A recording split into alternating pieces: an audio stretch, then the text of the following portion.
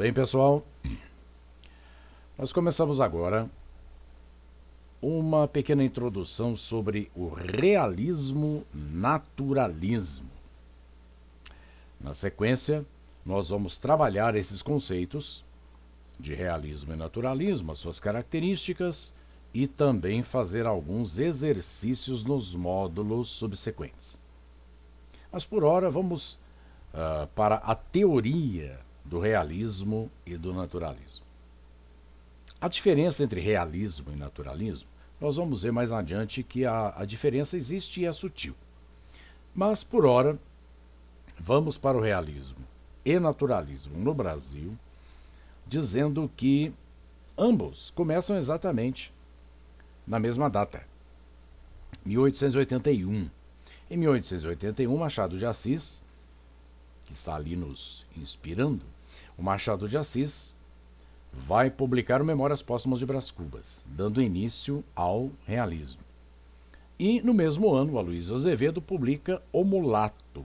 O Mulato, não é o Curtiço, não, é O Mulato, dando início ao naturalismo. E ambos vão até 1893, que é o início do simbolismo, não esquecendo que no meio nós vamos ter o parnasianismo. O parnasianismo.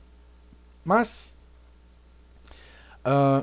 de onde vem o termo realismo? Bom, realismo vem de res, no latim, que significa fato.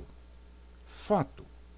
Ismo é a crença, a doutrina. Então, o que é realismo em termos literais? Realismo significa a doutrina do fato, a valorização da realidade objetiva, material, percebida pelos sentidos. E naturalismo? Bom, naturalismo, evidentemente, é a valorização do mundo natural, do mundo animal, dos instintos, do homem que age e é regido pelos instintos. Uma primeira observação importante, pessoal, é de que tanto o realismo como o naturalismo, que são duas faces da mesma moeda, tanto o realismo quanto o naturalismo, são uma reação ao romantismo, aos ideais românticos. Se vocês bem se lembram, o romântico é aquele que valoriza a família, o direito de propriedade, a virgindade feminina, valoriza as tradições burguesas. O realista naturalista é contra tudo isso. É contra tudo isso. Vejam só, aqui nós temos uma frase do Gustave Flaubert. Gustave Flaubert foi aquele que em 1857 publicou Madame Bovary, na França, que justamente deu início ao realismo francês. Todo mundo conhece Madame Bovary, né? A Emma Bovary, que acaba se casando, e, enfim, essa história a gente vai contar com mais calma adiante. Diz o Gustave Flaubert: a tendência agora é manter-se dentro do campo dos fatos, ou seja, da realidade objetiva. Porque o romantismo não era assim? Não. O romântico é sonhador. O romântico fantasia. O romântico tem uma imaginação muito fértil. Ou seja, o mundo do romântico é o mundo da magia, é o mundo da paixão. Não é o caso do realismo, muito menos do naturalismo. Então, a tendência agora é manter-se dentro do campo dos fatos. Então vejam, é uma reação contra os elementos centrais do romantismo. Mas, afinal de contas, esses autores do realismo e do naturalismo resolveram simplesmente escrever de maneira diferente? Claro que não, né, pessoal? O contexto histórico é que vai determinar, vai condicionar a produção artística, literária, inclusive. E qual é esse contexto histórico? É o contexto da Segunda Revolução Industrial. Para os nossos interesses, vamos colocar o auge dessa segunda revolução industrial, mais ou menos entre 1850 e 1900, esses 50 anos.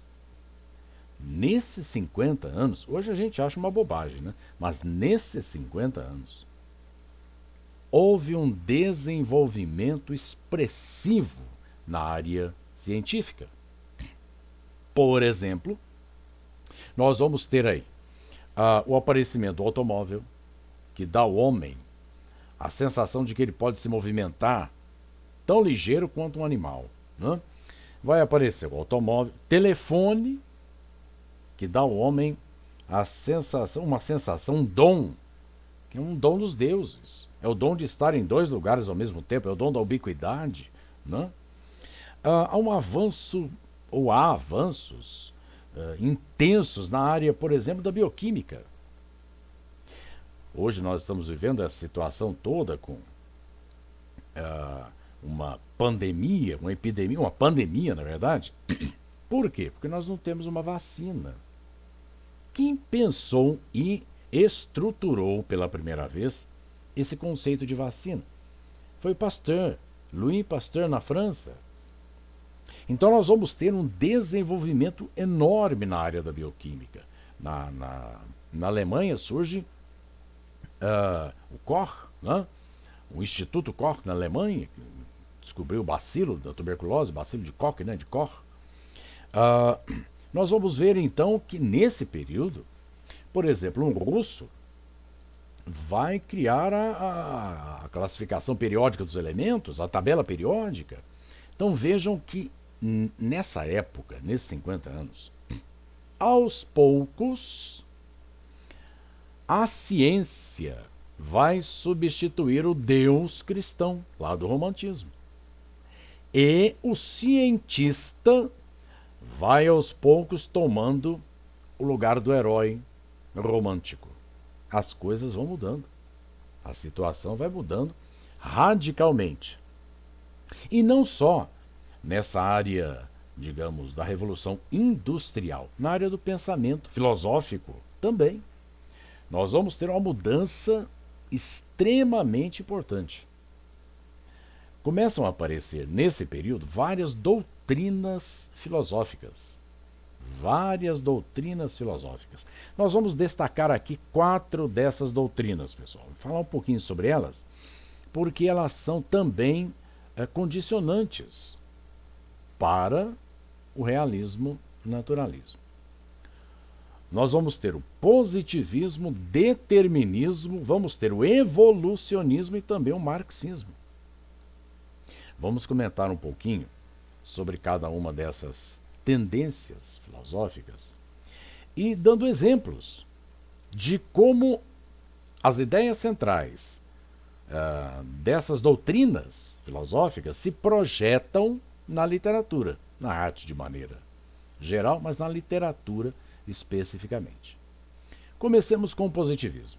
Positivismo é uma doutrina filosófica do Augusto Comte, também chamada de contismo.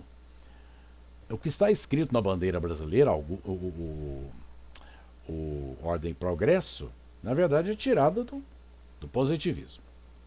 O Augusto Comte diz basicamente o seguinte: olha, só existe aquilo que pode ser provado cientificamente, empiricamente, através da experiência.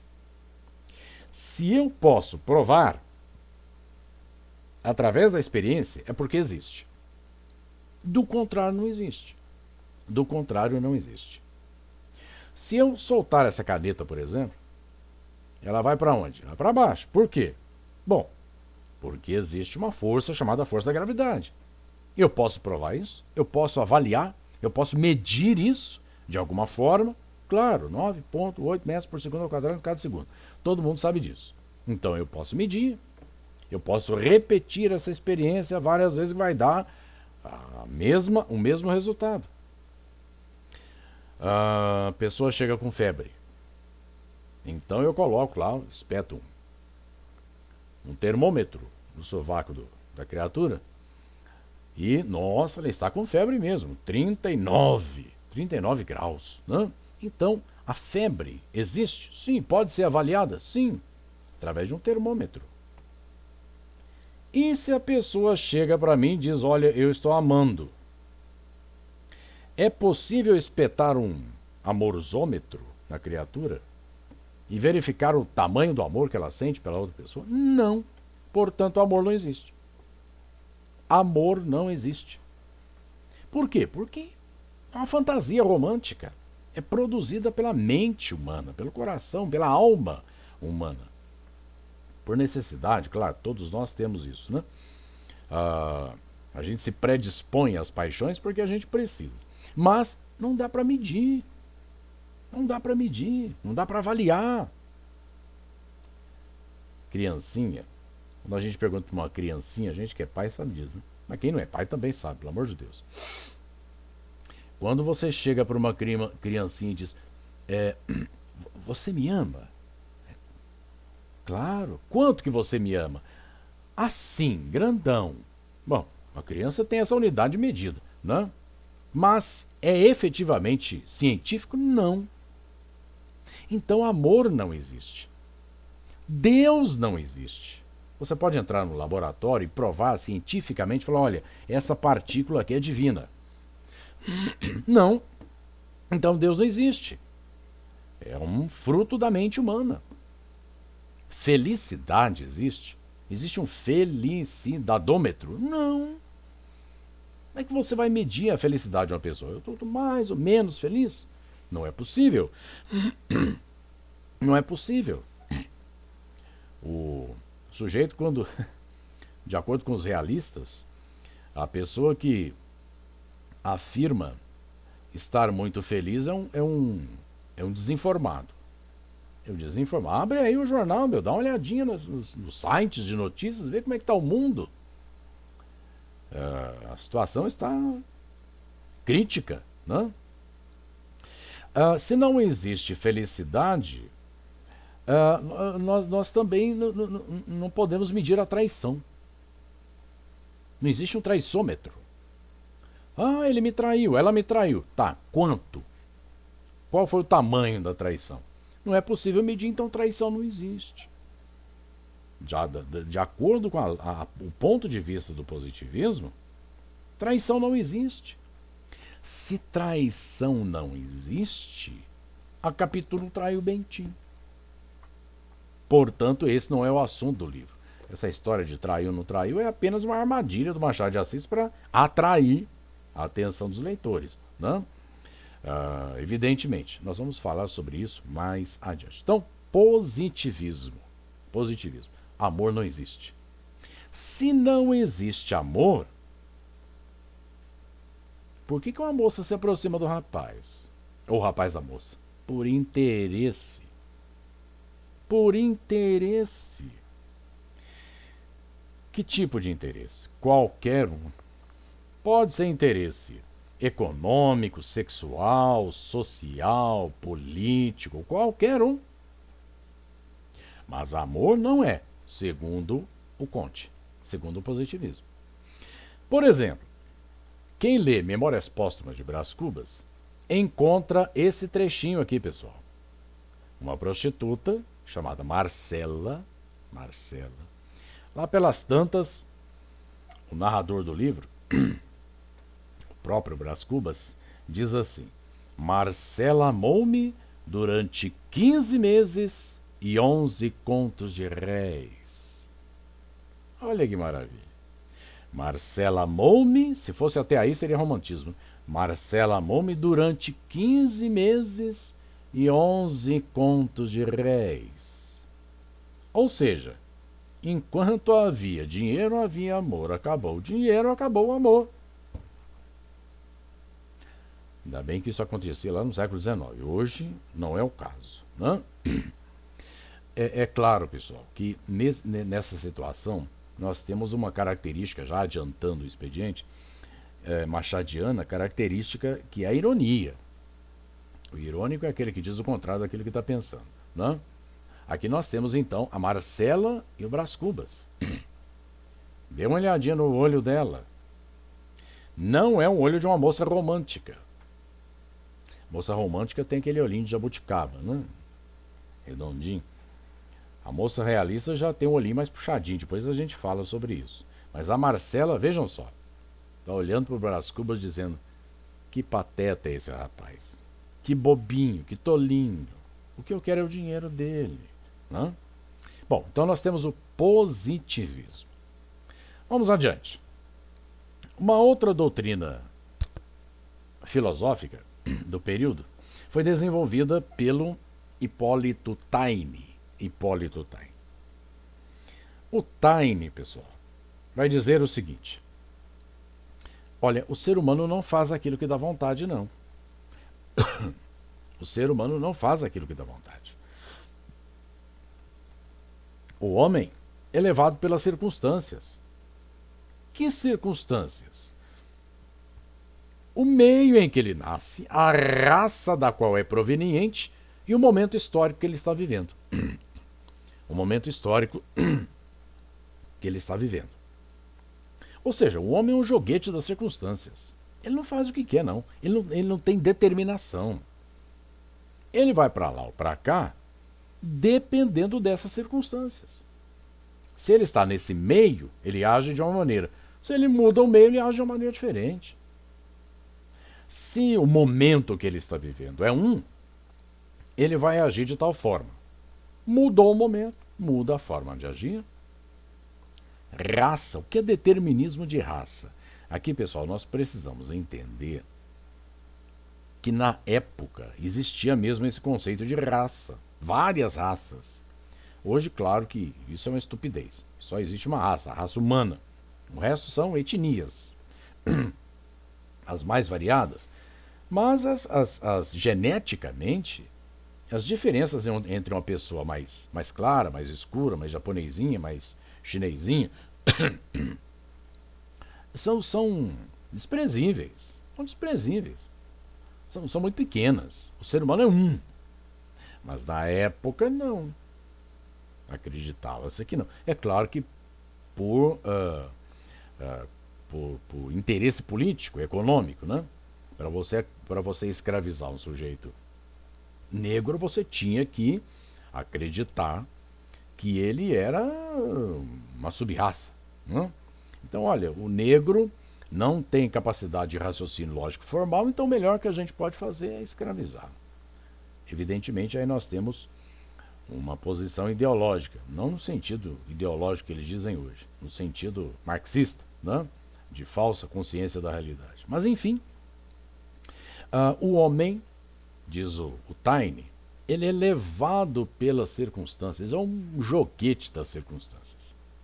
Vamos dar um exemplo? Lá no livro O Cortiço, do Aloysio Azevedo, há um personagem muito interessante. Aliás, isso aparece frequentemente nos vestibulares, viu, pessoal? Um personagem muito interessante chamado Jerônimo. O Jerônimo é português. Português, casado com a Piedade de Jesus, sai lá de Portugal, vem para o Brasil. Quando ele está em Portugal, naquele meio, ele gosta do quê? Ele gosta de vinho, ele gosta de fado, que é a música portuguesa, ele gosta de bacalhau, né? Todo português gosta de bacalhau, e ele é casado com uma portuguesa, a Piedade. Quando ele sai daquele meio e vem para o Brasil e se instala no Cortiço do João Romão, lá na praia de Botafogo, no Rio de Janeiro, mudou o meio, mudou o Jerônimo. Ele troca o bacalhau pela feijoada. Ele troca o vinho pela cachaça. Ele troca o fado, que é a música portuguesa, pelo samba. E troca a mulher dele, a Piedade, pela Rita Baiana. O texto diz: e Jerônimo abrasileirou-se. Por que ele abrasileirou? Por que ele mudou? Porque mudou o meio. Olha aqui, uma imagenzinha da Rita Baiana dançando, lá no meio do cortiço, e o Jerônimo olhando e se transformando. O texto diz, o texto do cortiço: uma transformação lenta e profunda operava-se nele. E assim, pouco a pouco, se foram reformando todos os seus hábitos singelos de aldeão português. E Jerônimo abrasileirou-se. Ou seja, é a pressão do meio, é a pressão da circunstância. Não? O homem não tem vontade própria, ele é fruto das circunstâncias. Muito bem, evolucionismo. Evolucionismo. Finalzinho do século XIX, metade para o final do século XIX, Darwin, Charles Robert Darwin, publica um livro, A Origem das Espécies. E há vários conceitos do darwinismo que se projetam na literatura. Um deles é a ideia de que o mais forte elimina o mais fraco. Animal, quando está com fome, o mais forte elimina o mais fraco. É só a gente ver aquelas cenas da savana africana, aquelas leoas, né, correndo atrás dos bichinhos, né, comendo os bichinhos. A gente fica até condoindo com isso. Como é que pode uma leoa fazer uma coisa dessa com um bichinho tão bonitinho, né? Será que ela não tem consciência? Onde está a ética dessa leoa? Comer um bichinho tão engraçadinho, tão frágilzinho. Ela não tem ética, ela tem fome. Mas, no caso do darwinismo, isso essa situação da leoa lá, que come o bichinho, é transferido para as relações humanas. Então, basicamente, essa ideia do mais forte que elimina o mais fraco se inscreve dentro da arte do realismo, do naturalismo. Olha, o mais forte elimina o mais fraco. Há algum problema aí? Não. Azar do mais fraco, ele que fosse forte. Então não há drama moral, não há drama ético. Então vejam bem, no caso do realismo e do naturalismo, o mais forte elimina o mais fraco. É o darwinismo social. E não há problema nenhum aí. Isso vai acontecer de várias maneiras no realismo. Por exemplo, nós vamos comentar mais adiante um livro chamado O Primo Basílio, do Eça de Queiroz, que é um escritor português. No Primo Basílio, nós temos o Basílio, que é forte, e ele engana a prima dele, a Luísa, e leva a Luísa à morte. E no final ele sai, belo e formoso, dizendo: ela morreu, ainda melhor, já que ela morreu, melhor ela do que eu. Ela era fraca, o Basílio era forte. Um eliminou o outro. Tem algum drama moral aí? Não tem. Mas no caso do evolucionismo, nós temos mais um dado importante. O homem é visto no seu aspecto biológico, regido pelo instinto. É a natureza que fala mais alto. A isso os naturalistas chamavam de zoomorfização. Zoo é animal, morfé é forma. A ideia de que o homem é regido pelos instintos, reduzido ao aspecto animal. Vamos ver no Cortiço 2 trechinhos que falam sobre essa degradação do homem, a sua condição animal. Me acompanhe. E naquela terra encharcada e fumegante, naquela umidade quente e lodosa, começou a minhocar, a esfervilhar, a crescer um mundo, uma coisa viva, uma geração que parecia brotar espontânea ali mesmo, daquele lameiro, e multiplicar-se como larvas no esterco. Vejam só, começou a minhocar animal. Larvas no esterco. O cortiço é comparado a um monte de esterco e os habitantes são as larvas. Vejam que coisa degradante.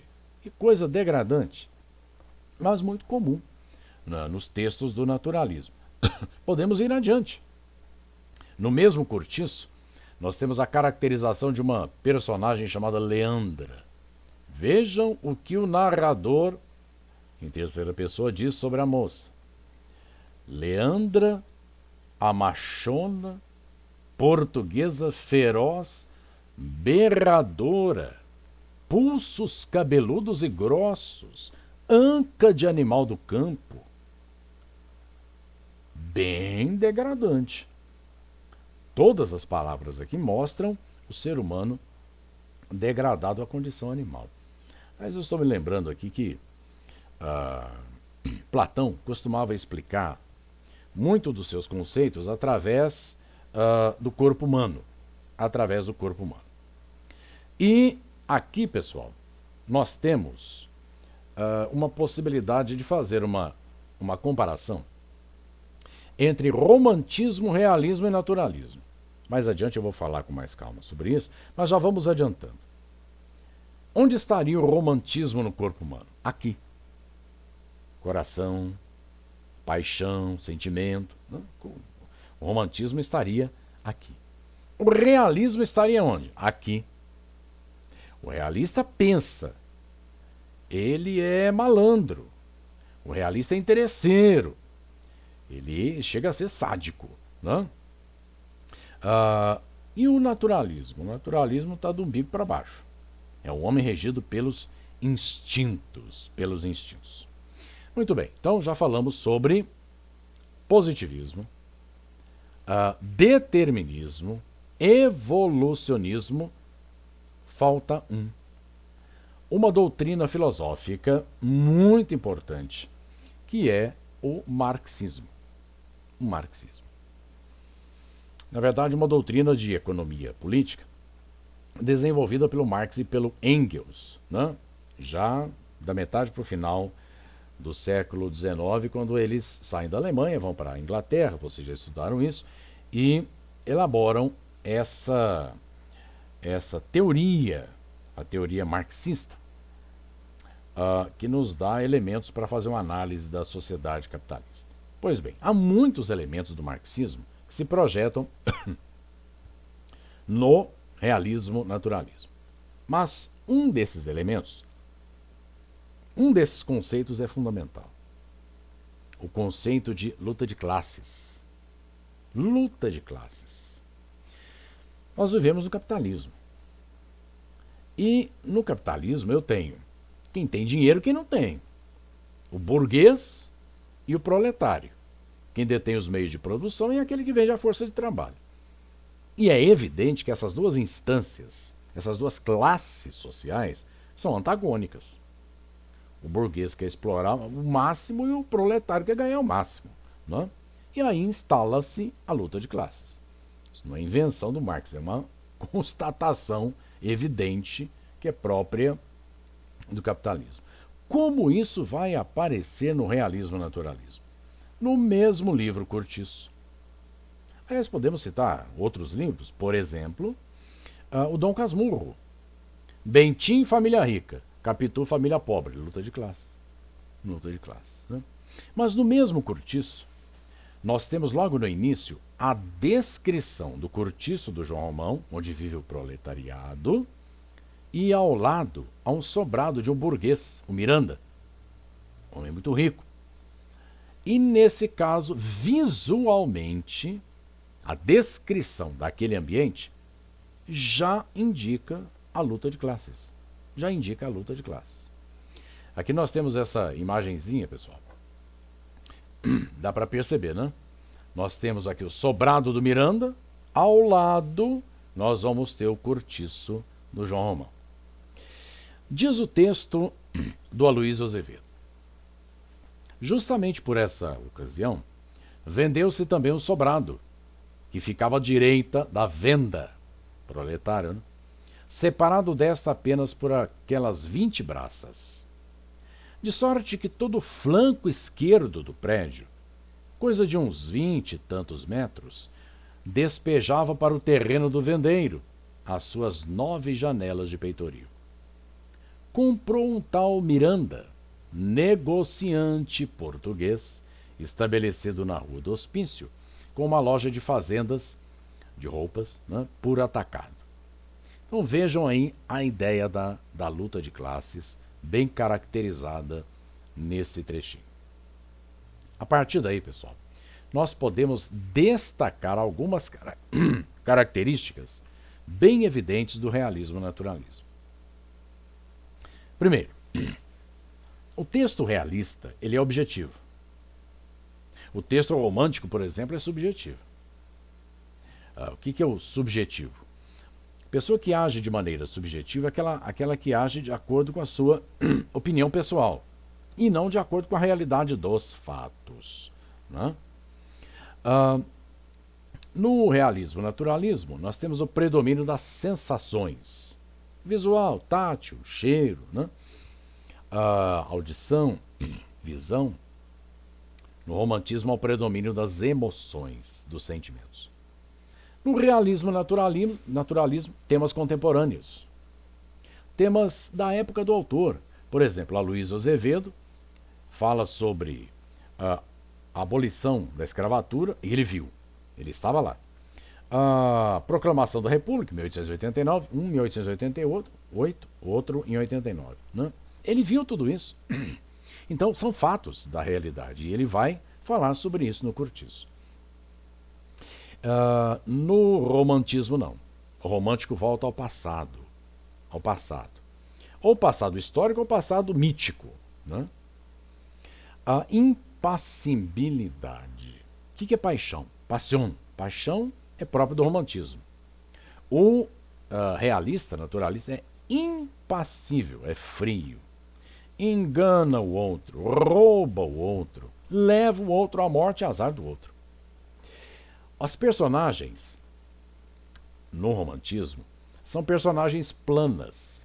Por exemplo, o herói romântico é aquele que começa herói, se desenvolve herói e termina herói. Não muda. No caso do realismo, não. As personagens são esféricas, né? Elas mudam de acordo com as circunstâncias, vão se transformando. Universalismo. O texto romântico é individualista.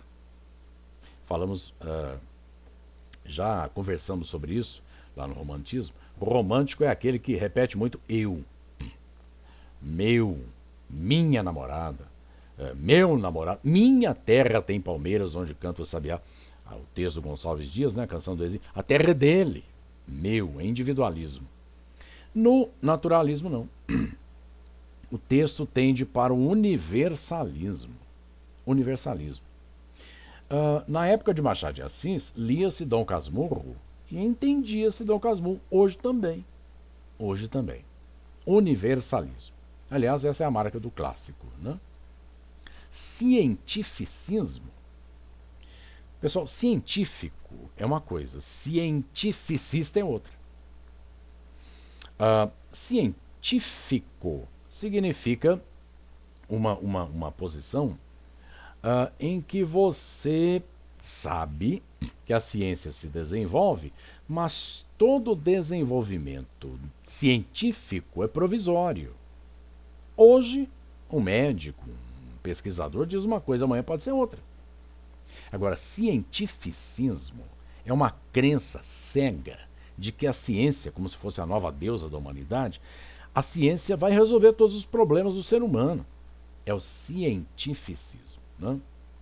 Machado de Assis vai ridicularizar muito esse cientificismo. Nós vamos dar alguns exemplos adiante. Os personagens são patológicos.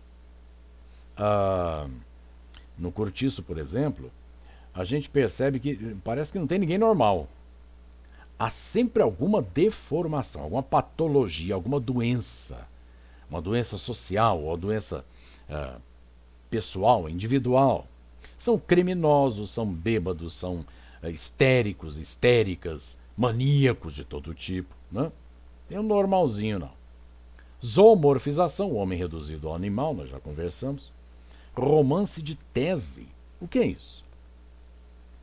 O realista é aquele, por exemplo, que tem uma ideia, uma tese sobre o relacionamento social. Exemplo, o homem é determinado pelo meio. Será que é mesmo? Então vamos escrever um romance com um personagem que, quando muda de lugar, muda do meio, ele muda, o seu comportamento muda até a sua identidade. É o caso do Jerônimo que nós citamos, né? É o romance de tese. O romance experimental. Vai-se escrever um romance para experimentar uma tese. Experimentar uma tese.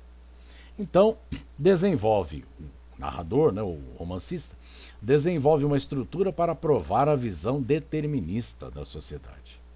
Usa a sociedade como laboratório para experiências científicas, ou pseudocientíficas, ou cientificistas, né, projetadas na arte, na literatura. Então, pessoal, nós temos essa introdução, essa pequena introdução sobre realismo e naturalismo. Nas aulas subsequentes, nós vamos ver como acontece isso na prática, no texto. Mas vocês já terão essa pequena introdução para ajudar. Nós ficamos por aqui e na próxima aula a gente se encontra novamente. Um abraço.